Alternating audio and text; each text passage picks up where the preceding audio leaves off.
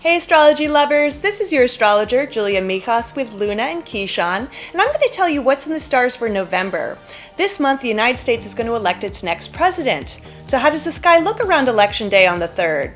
Well, Mercury is still going to be retrograde, and this planet rules all forms of information and communication, which includes voting ballots, the press, and propaganda. There's also going to be a tight square with Saturn and Pluto, and both these planets rule the government in different capacities. So basically, I think this is going to be a bureaucratically messy election year. Mercury retrograde likes to redo things, so there also might be lots of recounts. This looks like a recipe for misinformation and disinformation, where both sides might be convinced that they won. The last time that the presidential election happened during Mercury retrograde was 2000. Buckle up, kids, because it's going to be a bumpy ride. Now there's a witchy new moon in 23 degrees Scorpio on the 15th, and it has easy aspects from the mystical planets Neptune and Jupiter. This new moon may bring premonitions, intuitions, and visionary dreams in its wake. Then November's going to close with a full moon in 8 degrees Sagittarius. This full moon is all about communication and intellectual exploration, but there's also a kinky quincunx from astrology's whack job Uranus, which reminds us that opinions are like a body part which everyone has and thinks is important. Just try not to be so rigid about your thinking around then. Then Mars is finally going to go direct on the 14th, so it's going to join some of the other outer planets which are pivoting forward again. The greater infrastructure of our society will slowly start to work better, and early next year we're going to have all the outer planets direct and moving fast. That means it's going to be an awesome time for any new enterprise, project, or venture that you want to initiate. I'm making astrology videos every month, so subscribe to my channel so you can know what the cosmic influences are going to mean for you.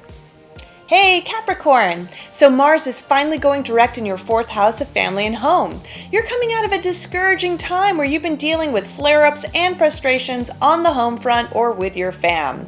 Maybe your mom has been on some kind of power trip, or your crooked landlord has been extra shady. This has also been a time when you got pissy with people that you live with too. Meow! Good news is that it's coming to an end now. So Venus starts the month in your 10th house of career and public reputation. If you've got a public persona, like an Instagram account with more than just your mom following you, you could get a boost to your social image like more likes and followers.